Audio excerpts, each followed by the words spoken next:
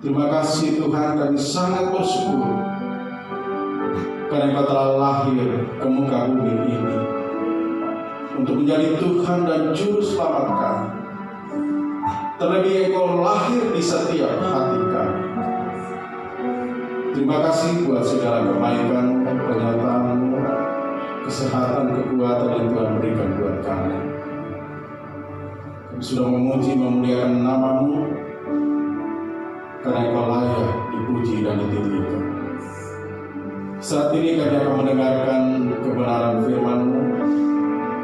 Kami perlu firman Allah yang menjadi sumber kekuatan buat kami.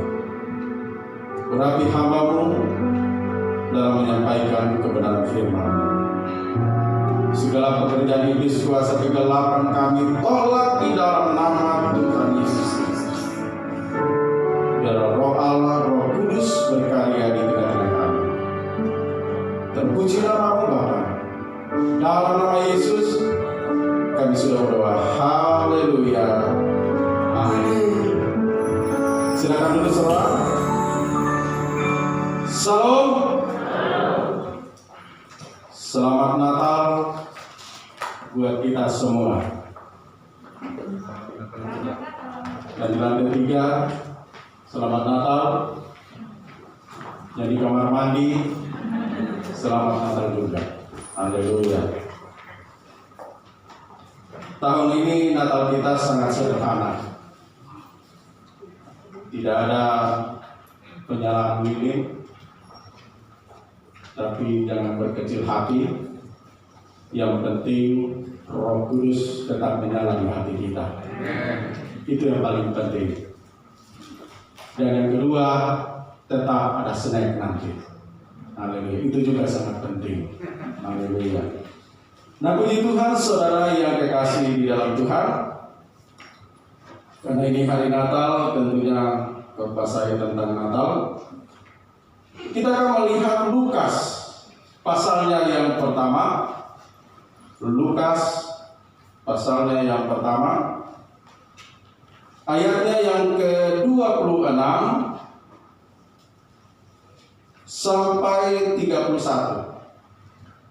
Lukas 6, Lukas pasal 1 ayat yang ke-26 sampai 31. Kita akan membaca bergantian saja.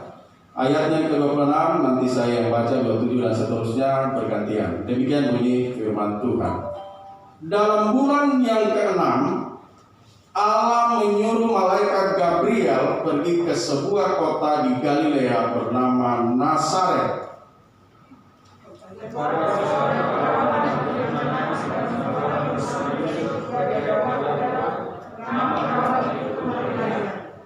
Ketika malaikat itu masuk ke rumah Maria, ia berkata, "Salam, hai engkau yang dikaruniai, Tuhan menyertai engkau."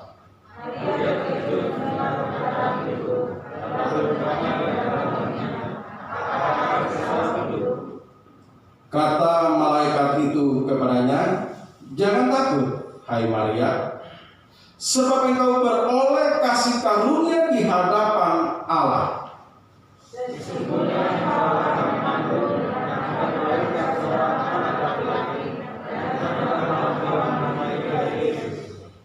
Haleluya.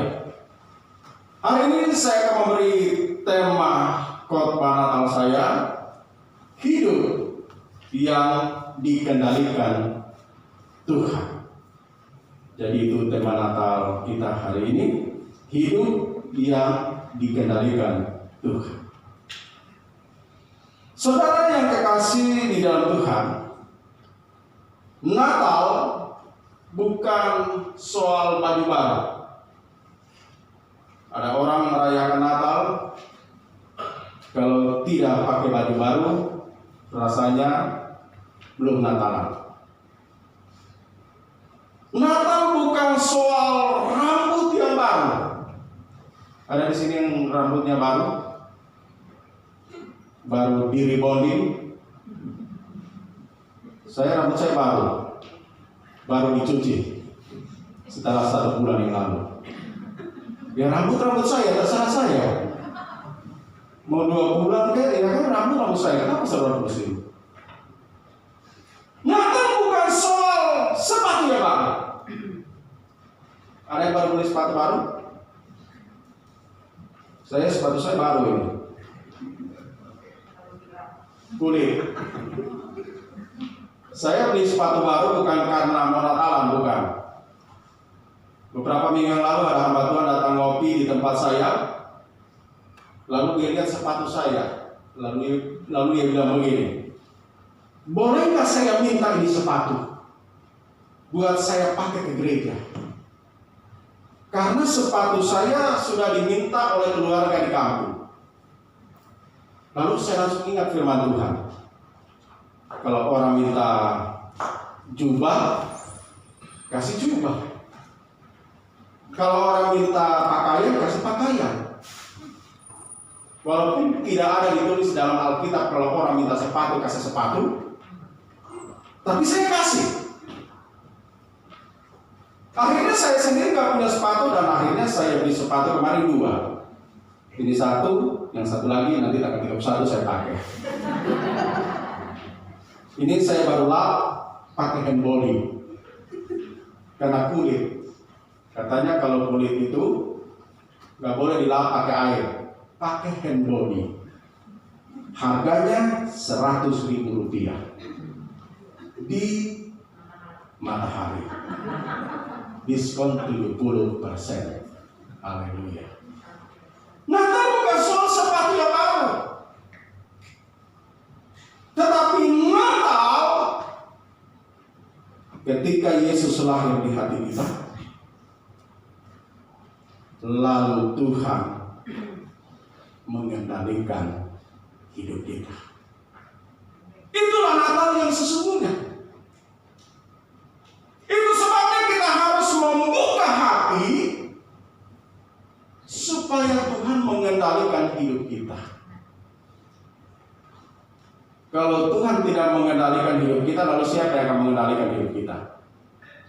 Setan yang akan mengendalikan hidup kita. Sudah pernah lihat setan? Coba lihat di sampingmu. Lihat.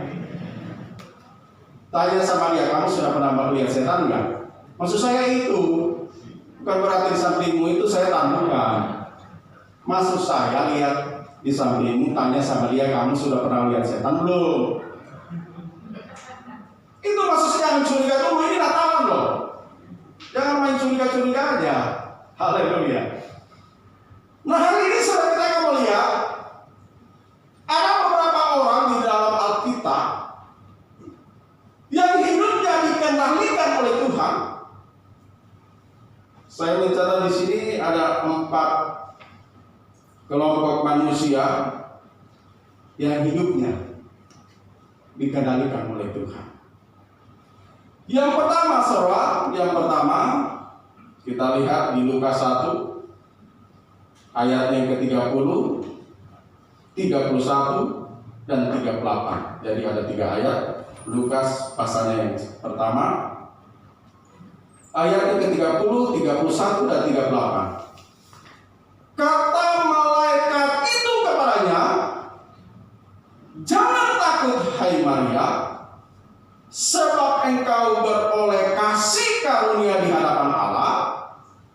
Sesungguhnya engkau akan mengandung dan akan melahirkan seorang anak laki-laki, dan hendaklah engkau menamakan dia Yesus. Perhatikan ayat 38.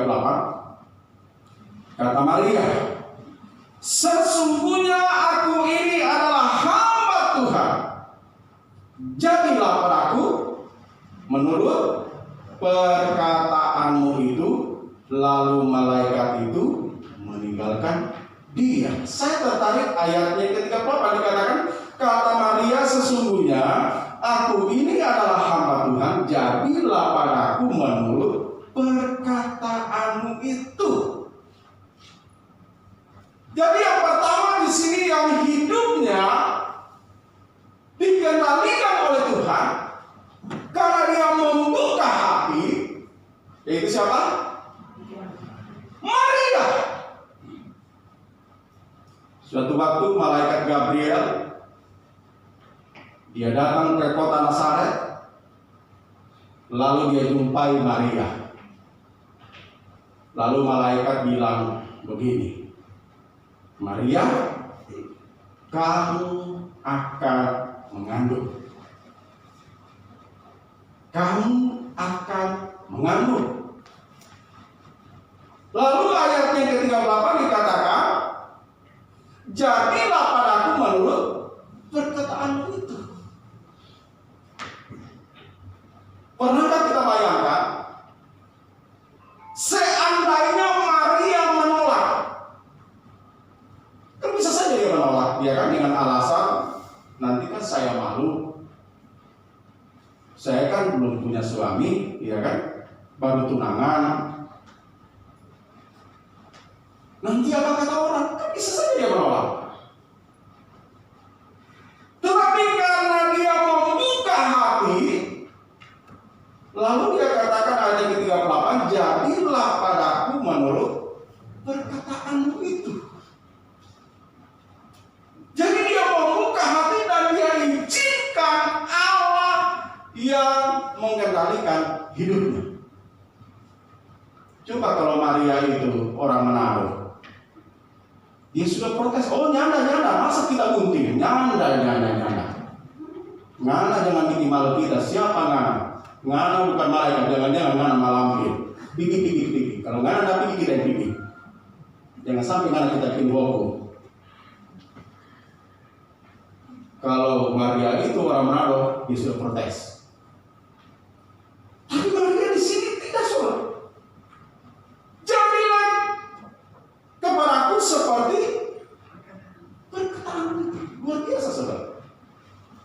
Memang wanita kalau sudah hidupnya dikendalikan oleh Tuhan, bicaranya pun enak. Amin, ibu-ibu. Wanita itu pun sudah dikendalikan Tuhan. Coba kalau belum dikendalikan Tuhan, suami suruh bikin kopi, bikin sendiri. Tuhan kasih 2 tangan untuk bikin kopi. Ada kayak begitu? Jangan angkat tangan. Malu-maluin. Tapi kalau wanita itu hidupnya sudah dikendalikan oleh Tuhan, enak, saudara. Sambil dia bikin kopi buat suami, dia ingat firman Tuhan. Apa saja yang engkau kerjakanlah seperti untuk Tuhan. Jadi sementara dia aduk kopi, dia berpikir ini untuk Tuhan. Walaupun untuk suami, sambil dia aduk, ini untuk Tuhan. Masak kangkung, tumis kangkung buat suami, ini untuk Tuhan. Padahal buat suami, ini untuk Tuhan. Apalagi kalau percikannya masuk, makin mantap, ya kan? Saudara, kalau sudah diubahkan Tuhan, kalau hidup itu sudah dikendalikan oleh Tuhan. Jadi yang pertama di sini, orang yang hidupnya dikendalikan oleh Tuhan adalah Maria. Sekarang yang kedua, orang yang hidupnya dikendalikan oleh Tuhan di seputar Natal. Matius 1 ayatnya yang ke-19, 20 dan 24. Matius pasalnya yang pertama, ayatnya yang ke-19, 20 dan 24. Karena Yusuf suaminya seorang yang tulus hati dan tidak mau mencemarkan nama istrinya di muka umum, ia bermaksud menceraikannya dengan diam-diam. Tetapi ketika dia mempertimbangkan maksud itu, malaikat Tuhan nampak kepadanya dalam mimpi dan berkata, Yusuf anak Daud, janganlah engkau takut mengambil Maria sebagai istrimu, sebab anak yang di dalam kandungannya adalah dari Roh Kudus. Perhatikan ayat 24. Sesudah bangun dari tidurnya, Yusuf berbuat seperti yang diperintahkan malaikat Tuhan itu kepadanya. Ia mengambil Maria sebagai istrinya.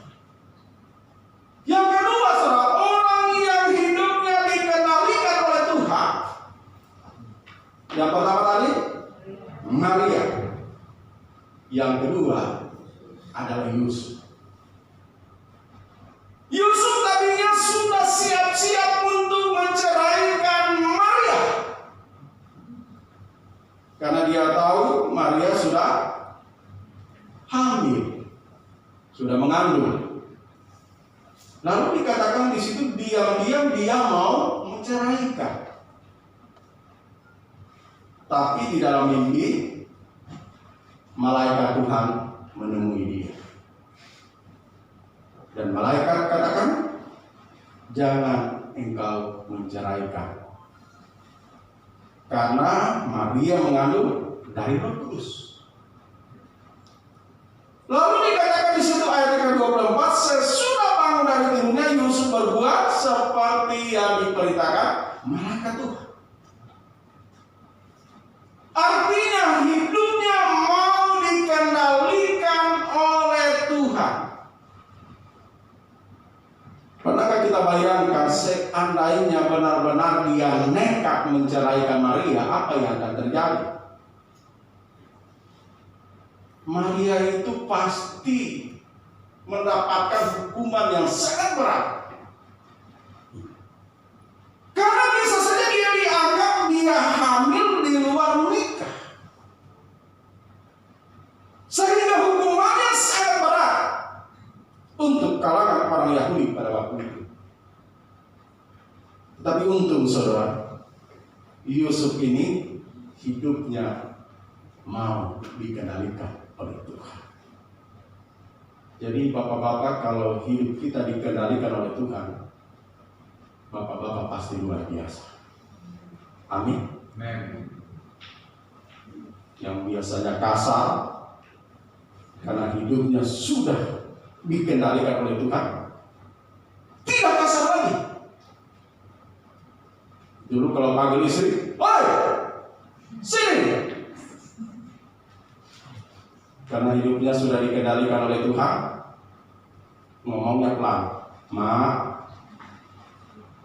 Kalau istrinya kurang dengar, "Ma."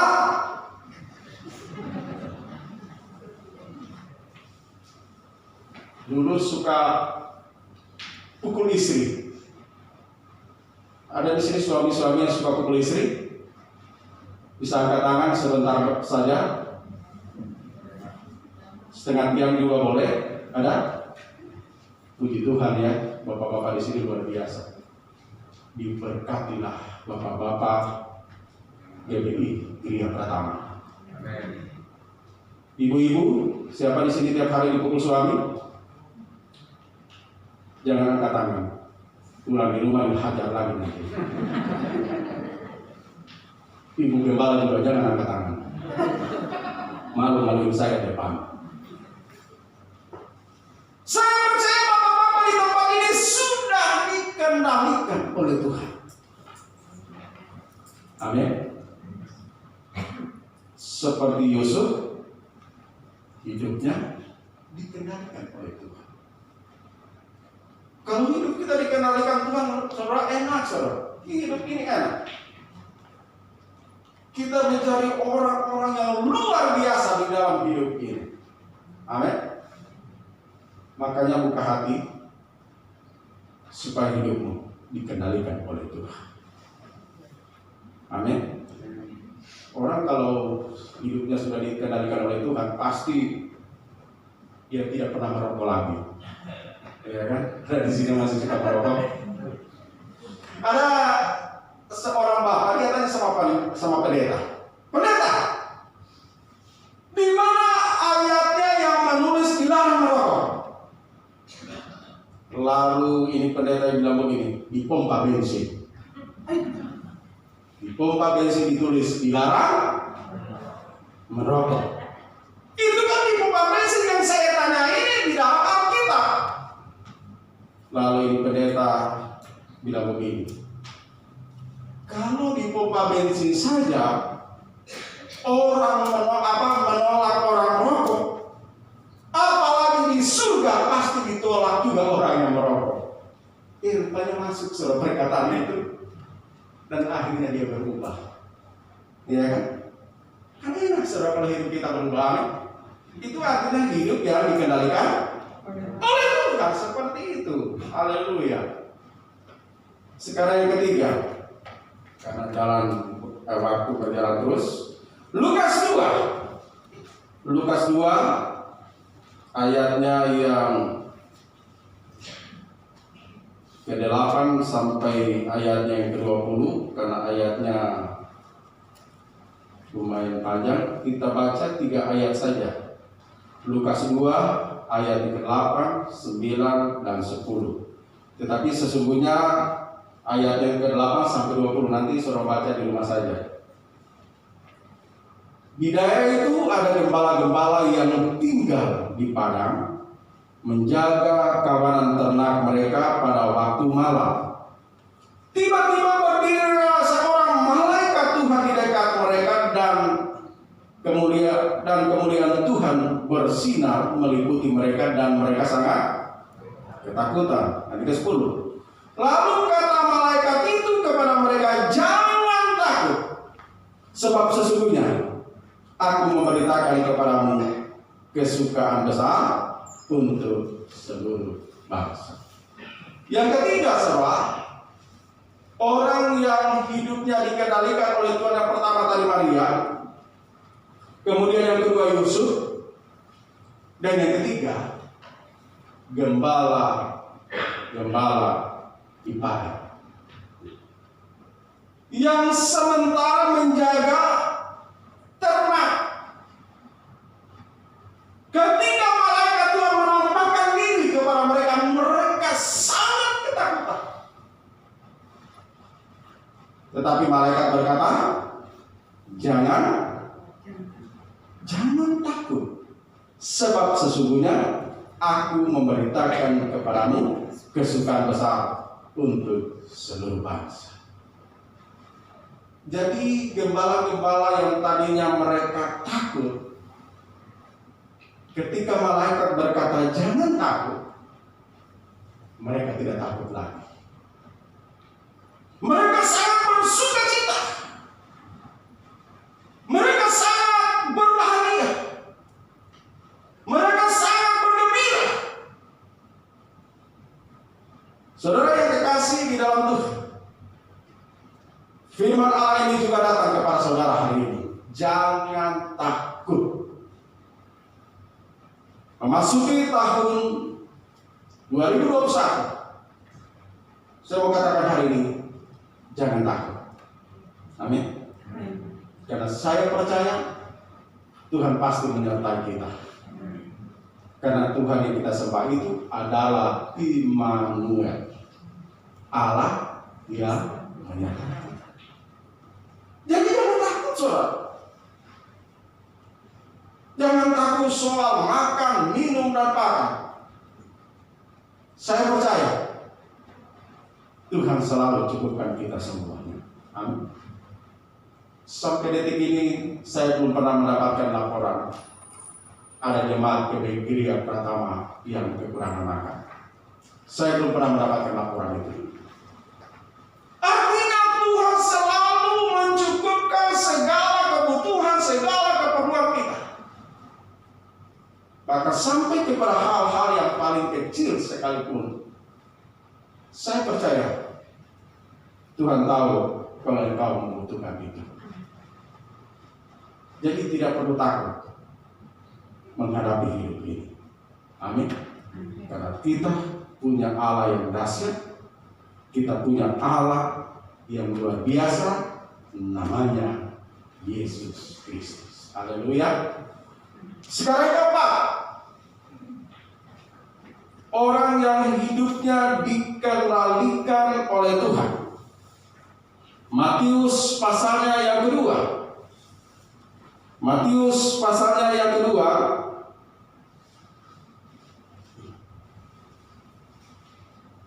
ayatnya yang pertama dan ayatnya yang ke-12. Matius pasalnya yang kedua, ayat yang pertama dan ayatnya yang ke-12. Sesudah Yesus dilahirkan di Betlehem di tanah Yudea, pada zaman Raja Herodes,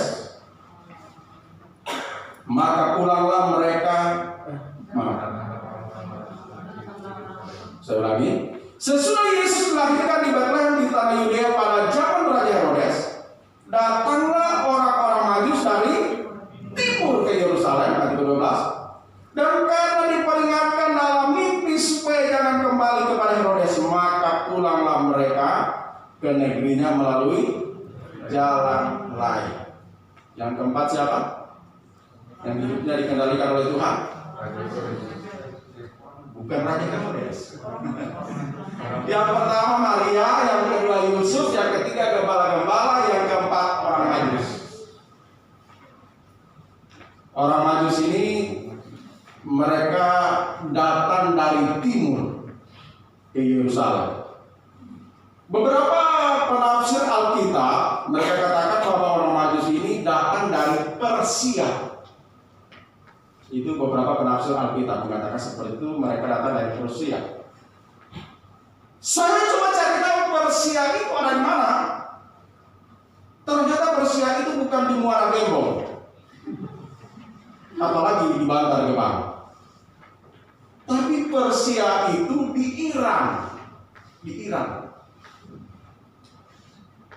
Saya coba cari tahu jarak antara Iran dengan Israel. Saya lihat di Google Maps, ya kan? Sekarang kan canggih, ya kan? Kita bisa lihat jarak antara negara yang satu dengan negara yang lain, kota yang satu dengan kota yang lain. Sekarang canggih, saudara. Saya mendapatkan angka ternyata jaraknya itu 2.386 km. Wih, banyak kan? Berarti 2.386 dari mana itu? Jakarta Surabaya, Surabaya Jakarta, kemudian balik lagi ke Semarang, baru ketemu 2.386 km. Kalau ditempuh dengan mobil itu perlu waktu 28 jam kalau dengan mobil. Kalau dengan jalan kaki itu berminggu-minggu, Alkitab katakan baru mereka nyampe. Ada di sini berminggu-minggu baru nyampe ke sini? Ada? Gak ada ya? Nah, waktu itu saudara belum ada yang namanya Google Map yang bisa menuntun. Yang ada waktu itu mereka dituntun bintang. Berarti kalau bintang yang menuntun berarti mereka berjalan siang hari atau malam hari? Malam atau siang hari? Yang bilang malam katakan. 1, 2, 3 orang. Dia bilang siang. Iya. Mereka jalan waktu itu malam hari. Kalau siang hari bintang nggak kelihatan. Mereka jalan malam hari. Kenapa malam hari? Pertama karena mereka dituntun oleh bintang. Yang kedua kalau malam hari itu dingin, jadi enak kalau jalan. Kalau siang hari itu panasnya minta ampun saudara. Panasnya minta ampun. Jadi kalau jalan kaki siang hari panas, ditambah lagi suhu badan kita panas, makin panas. Itu sebabnya mereka jalan kaki malam hari karena suasana dingin. Jadi kalau kita bergerak kan enak. Saya ingat waktu kami ke Israel dulu, kami naik ke Gunung Sinai, saudara. Itu perlu 1 atau 2 jam, saya lupa saudara. Itu malam hari. Saya baru mengerti kenapa kami disuruh jalan kaki malam hari naik ke Gunung Sinai. Rupanya kalau kita jalan kaki malam hari itu karena dingin dan kita bergerak, jadi badan kita juga hangat, saudara. Begitu sampai di Gunung Sinai, pas mau turun kan matahari sudah terbit itu. Itu panasnya minta ampun, kulit itu menyengat, saudara. Bukan hanya panas, mengerikan, lihat kiri kanan gunung batu semuanya. Kalau jatuh, waduh, saya lihat ada orang dari mana itu, dari Korea atau dari mana, ibu-ibu jatuh, itu pecah kepalanya. Jadi orang Majus saat itu mereka berjalan kaki, saudara. luar biasa, mereka tidak mengeluh. Mereka tidak bersungut-sungut. Mereka tidak berkata ini gara-gara ada bayi lahir di Bethlehem, kita jadi menderita seperti ini. Mereka tidak bersungut-sungut. Kenapa? Karena mereka hidupnya sudah dikendalikan oleh Tuhan. Jadi kalau ada di sini jemaat masih suka bersungut-sungut, suka mengeluh, jangan-jangan hidupmu belum dikendalikan oleh Tuhan. Orang Majus itu berminggu-minggu mereka jalan kaki loh.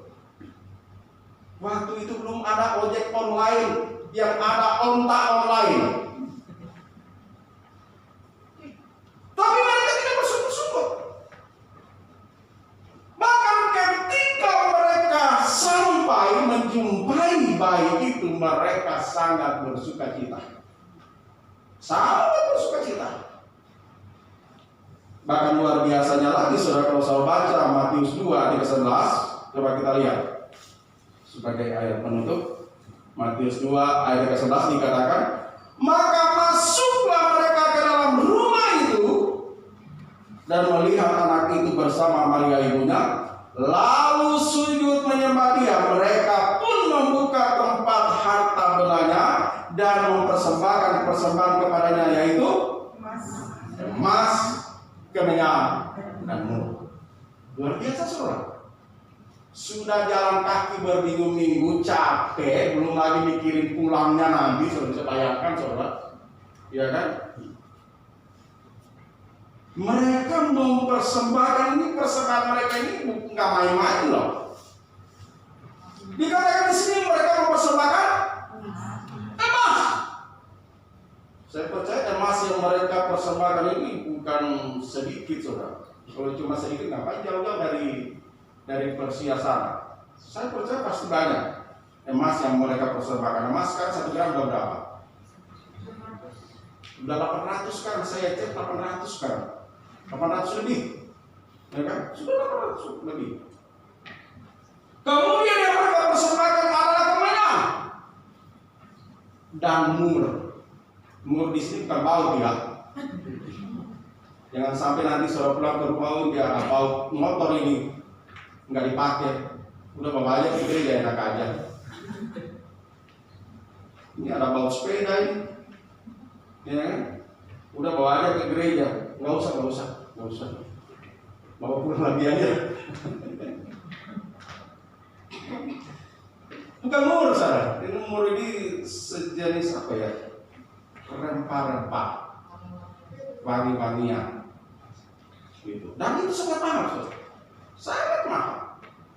Itulah yang mereka persembahkan pada waktu itu untuk Tuhan Yesus. Dan luar biasanya lagi, saudara, kalau saya perhatikan ayat 12, dan karena diperingatkan dalam mimpi supaya jangan kembali kepada Herodes, maka pulanglah mereka ke negerinya melalui jalan lain, ya kan? Karena Herodes bilang, dah kamu pergi teliti tentang bayi itu, nanti kalau sudah ketemu nanti kasih tahu sama saya supaya saya juga menyembah. Padahal Herodes punya niat untuk membunuh. Tapi Tuhan datang kepada orang-orang Majus ini, jangan kembali kepada Herodes, tetapi kembalilah melalui jalan lain. Dan mereka mengikut karena hidup mereka sudah dikendalikan oleh Tuhan. Coba kalau hidupnya tidak dikendalikan oleh Tuhan, oh iya, saya balik lagi kepada Herodes. Kapan lagi ketemu sama raja, ya kan? Mereka memilih jalan lain karena hidupnya sudah dikendalikan oleh Tuhan. Biarlah hidup kita juga dikendalikan oleh Tuhan. Amin. Mari kita tundukkan kepala. Bapa di surga, terima kasih buat kebaikan-Mu, kami bersyukur. Kami sudah diingatkan oleh kebenaran firman-Mu. Biarlah hidup kami dikendalikan oleh Tuhan. Mungkin selama tahun 2020 ini kami mengandalkan kemampuan, kehebatan kami. Tetapi sejak kami mendengarkan firman Tuhan ini, biarlah hidup kami hidup yang dikendalikan oleh Tuhan. Berkati seluruh jemaat GBI Gria Pratama. Dalam nama Yesus kami sudah berdoa. Haleluya. Amin.